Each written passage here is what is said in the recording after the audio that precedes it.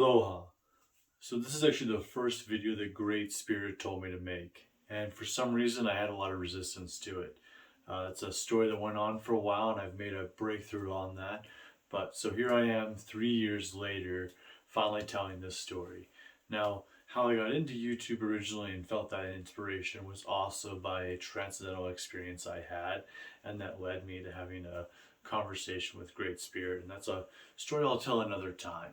But so on today's episode, I want to take you through my first near-death experience, also known as an NDE.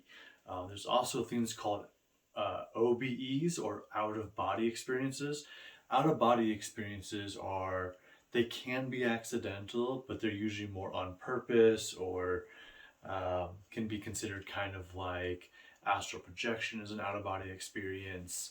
Whereas a near-death experience is like you actually either physically die or become so close up to that door. The difference between an OBE and an NDE, the one major difference, just to kind of put a little clarifier on there before we dive in deep, is that an OBE, you come back no matter what. A near-death experience, you're given the option.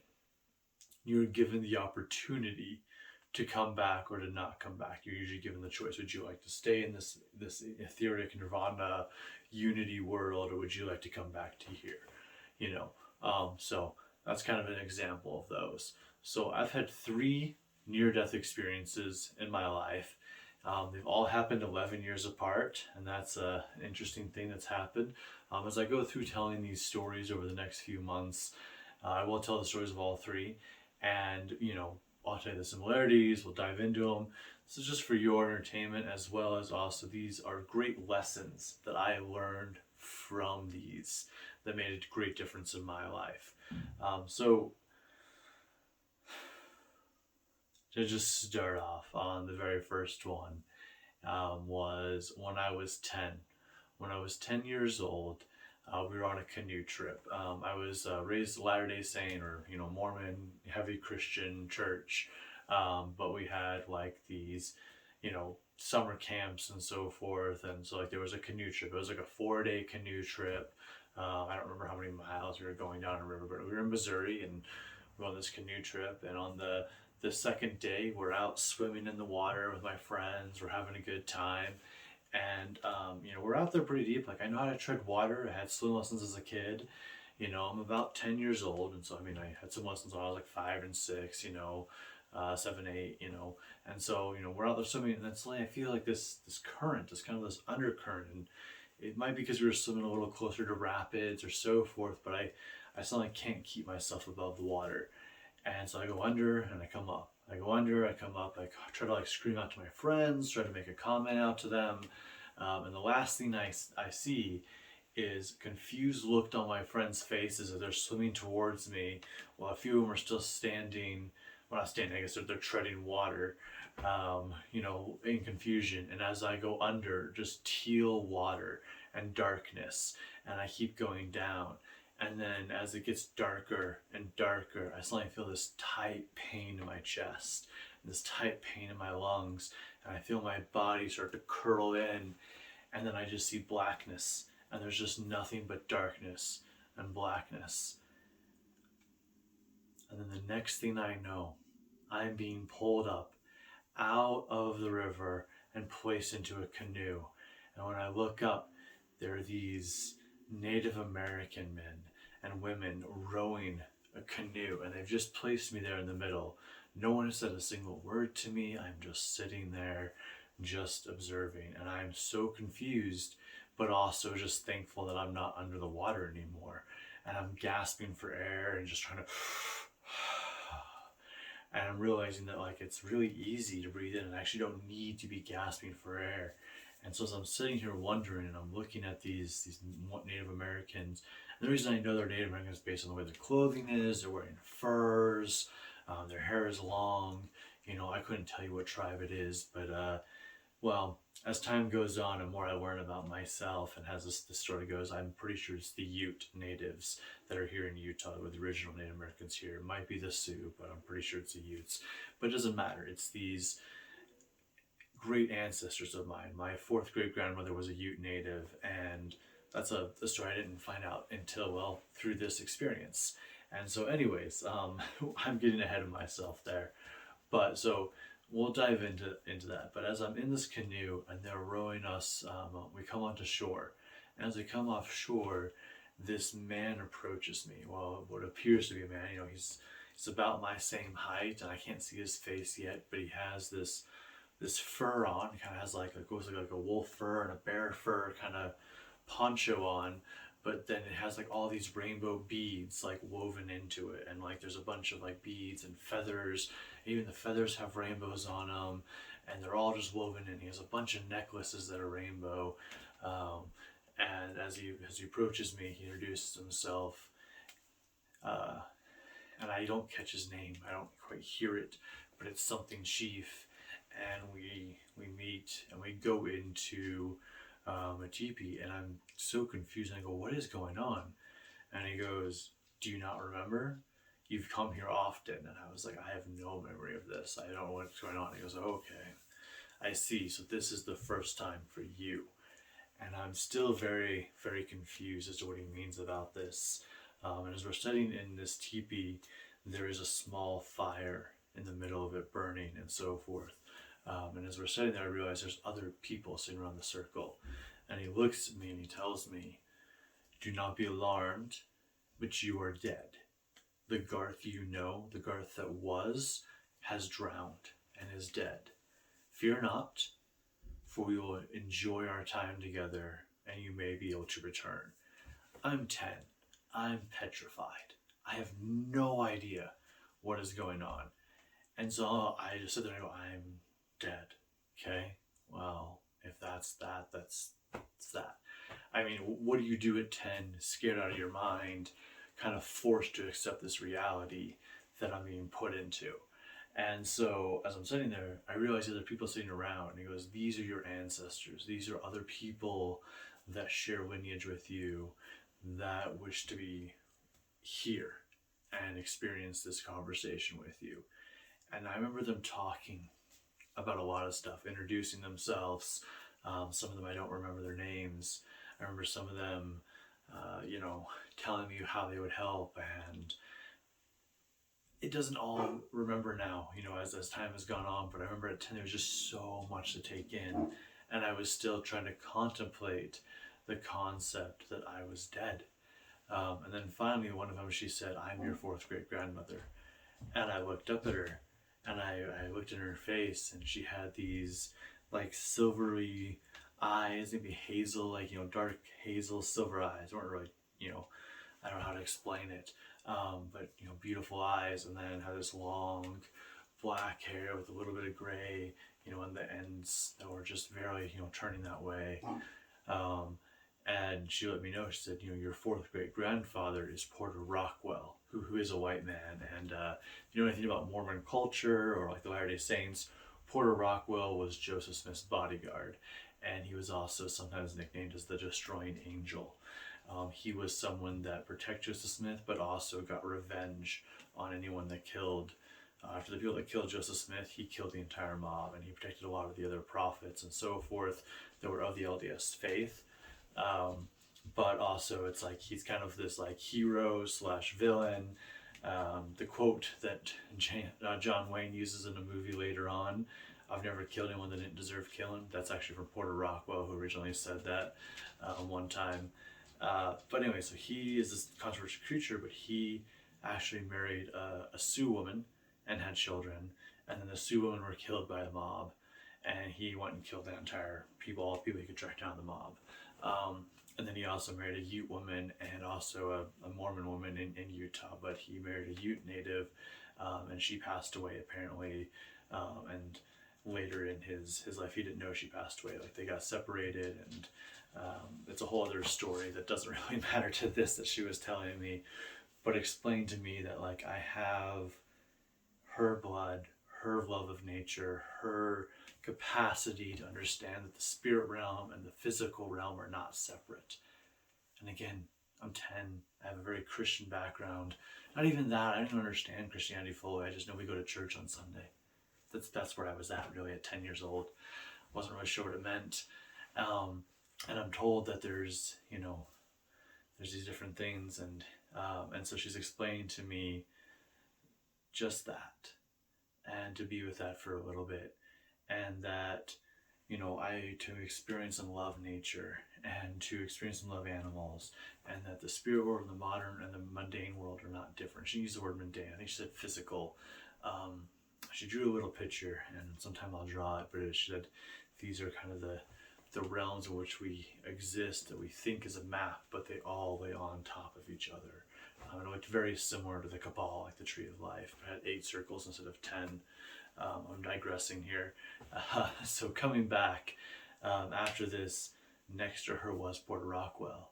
And now he has long hair, a little bit of a beard, bald, but he has silver eyes, like glowing silver eyes. And he told me the story of how that happened to him.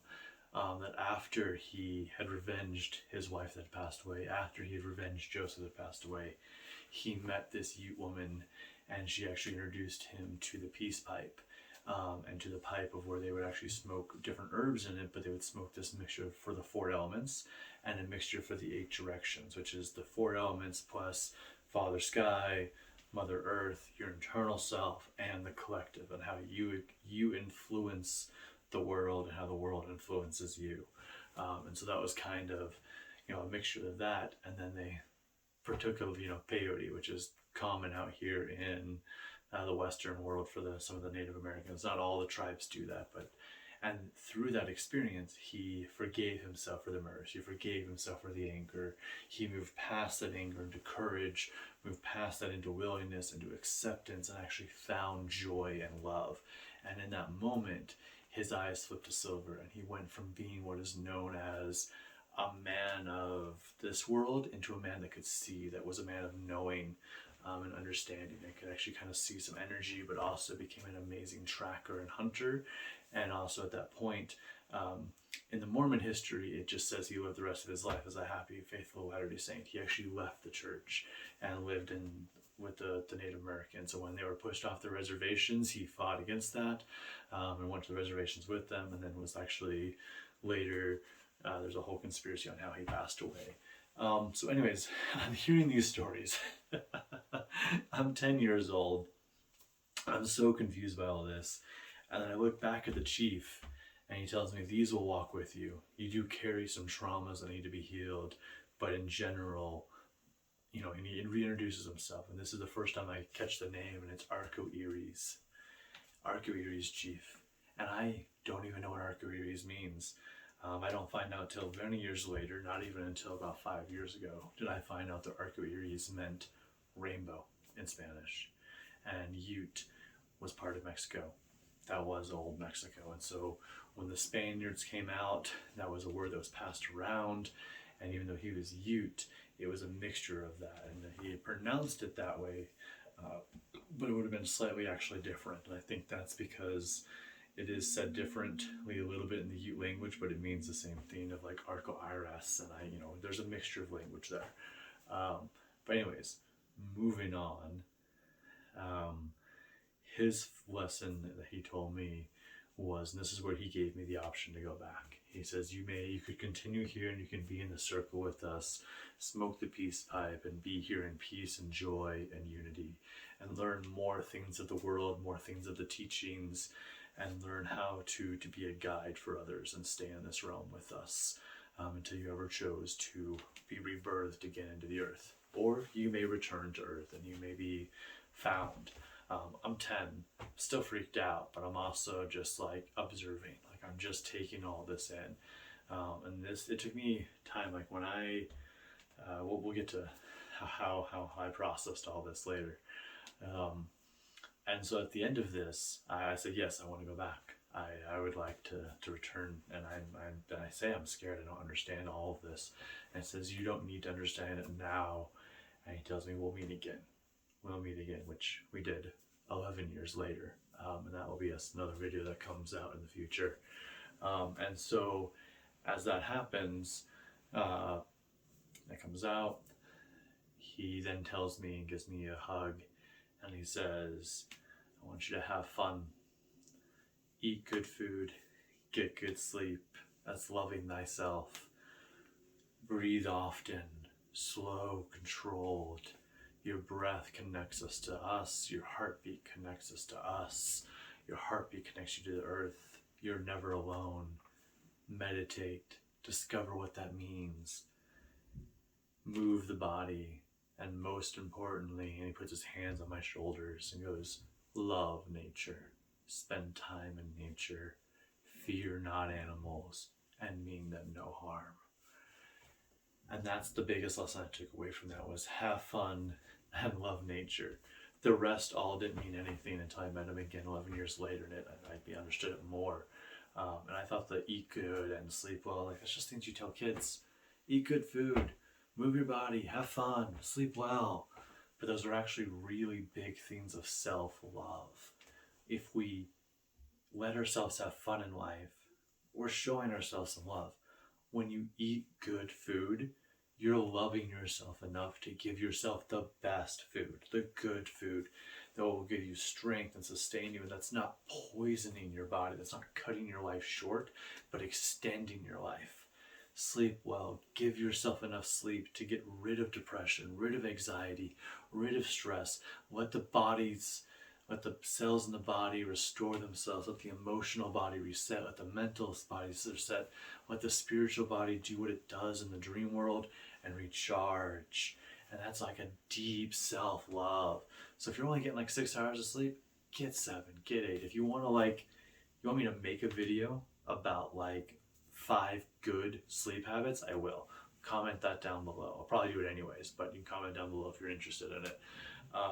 Anyways, so he tells me all this, embraces me, tells me we'll meet again, and then he takes his pipe and he takes a big hit of it and he blows the smoke at me, and I start coughing and I start coughing and I'm coughing, and then I open my eyes and I spit out water, and I'm laying on my back on this rock that's in the river. And I have 3 friends around me. It's a pretty big rock. It's like a rock that's like a foot up, and like we would jump off of it into the river, and it's like, probably 7 feet wide or so ish. I don't know, 10. I don't remember the full size. It was big for a 4 foot tall 10-year-old. So anyways, we're on it, and my friend had done just on CPR. I was just pumping on my chest, and I made me cough out water, and I come back, and I'm just laying there, and I recognize them. And I don't know what to say, and I just say thank you, and that's all I can say is just thank you. And they're like, you wanna, go somewhere? I'm like, yes. They take me, they help me kind of swim back to shore, one arm on me, and I just kind of help swim back. I get done, and I go, I just sit on the edge of the bed, the edge of the bank, not the bed, edge of the bank. And I actually never told my parents about this for many years. I eventually told my dad I almost drowned. It wasn't until I was like 13-ish that I told him about that. But beyond that, that's kind of where that lays. And I'll make more videos about the second and third one, but the lessons I took from that were to have fun in life, love nature, connect with it, don't fear it, but also don't mean it any harm or fear, and you'll have nothing to worry about. I have amazing ancestors. There were others there that I didn't fully understand what they were telling me, and I can't always remember what they said. Sometimes the little bits, like a sentence will come through, kind of like a lesson in the current moment, like one that came through a while back was that stress and anxiety is a man-made concept, and that doesn't exist in nature or in the jungle. Thought that was kind of cool. That's one that they told me then, but I didn't remember until probably about a few months ago, maybe 6 months ago. But also that being attached to poor Rockwell, even though he did his own personal work, there's still a level of that generational trauma that gets passed down. And that explains why I used to have some anger issues and some, real short fuse moments when I was younger, and even something I had to heal in my late 20s. And also why I'm very loyal though. Like, I am loyal as a dog, and I love my dogs, but like if we're friends, I am loyal to you to a T. If you're part of like what I would consider like my inner circle, my family, my pack, or my tribe, like I've got your back until the end of time. And so anyways, with that, I just want to let you know, like, thank you for watching, thank you for participating. Hope you're having a great, awesome current moment. Just kind of throwing a whisper out there on the side note. If you got value out of this, go ahead and like and subscribe. There'll be another video popping up here in a few minutes that you can probably click on. But also I want to let you know that Golden Shadow Academy has created an app, and we are in the process of getting that app approved for Google and Apple. And when that's approved, then it'll be an official app inside that you can download. But right now you can get access to it, and so we are looking for some beta members, some beta testers, some founding members to come in. Well, more about that coming soon. I just wanted to let you know that's on the horizon. We'll be launching the app in a few months, but we want some founding members, some beta testers to come in the next couple weeks. We'll send out a request for that and tell you how you can apply to do that. So thank you for all your time and energy. Peace, love, namaste, my friend.